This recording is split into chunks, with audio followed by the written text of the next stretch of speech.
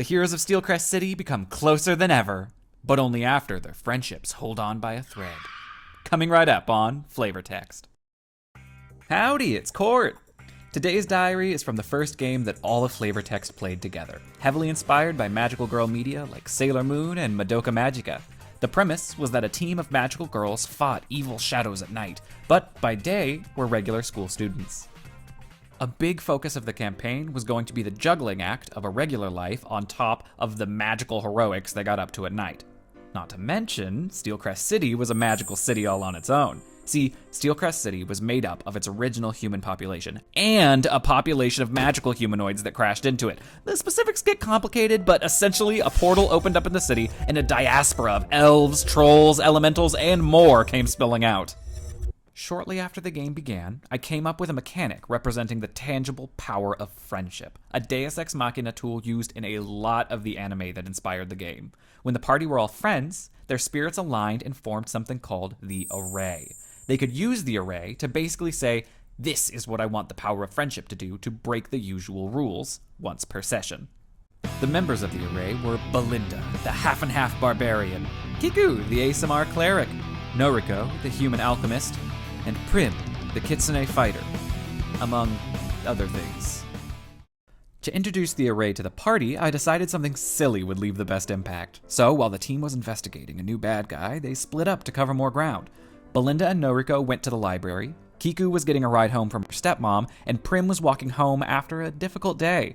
The party cared about Prim, and wanted her to be okay, so I decided now was a good time to have the Array manifest. They'd probably want to be able to talk to her face to face. Being the helpful friendship tool it is, the Array took that desire and made it real, so it swapped Noriko and Prim's places. Now, Belinda could comfort Prim in the library, and Noriko was on Prim's walk home.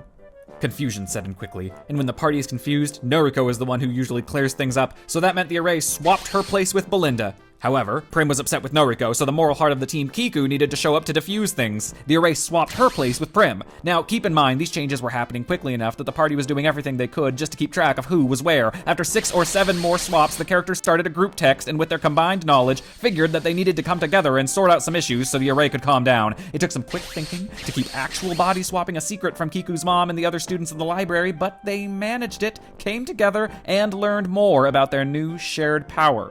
Suffice to say, they were excited to use it.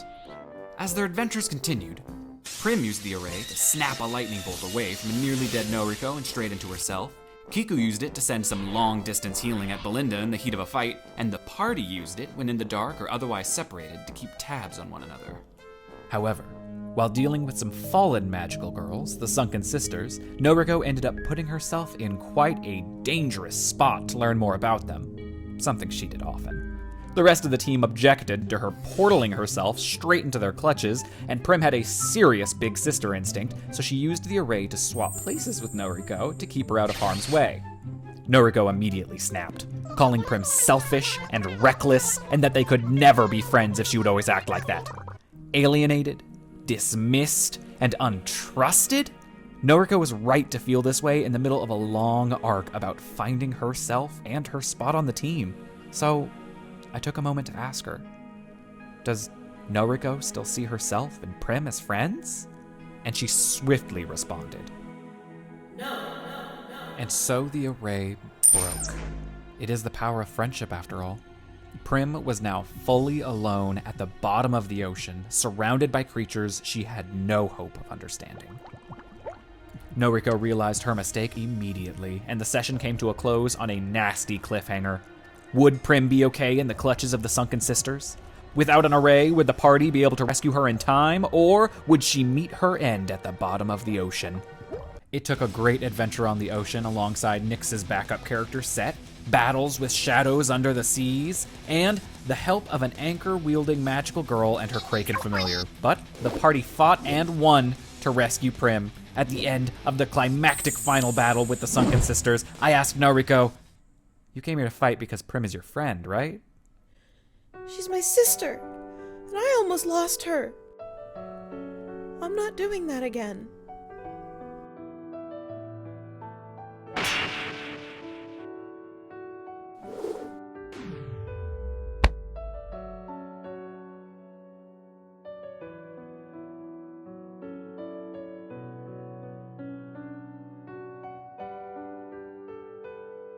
And immediately, the array snapped back into place, good as new. It was a mechanic the players loved to use and abuse, and helped them out of some pretty tricky spots.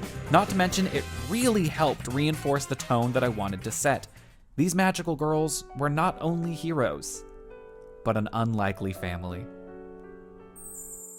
Next, a positively grisly tale of unbearable crimes, and why the rules are just a suggestion. Coming right up on Flavor Text.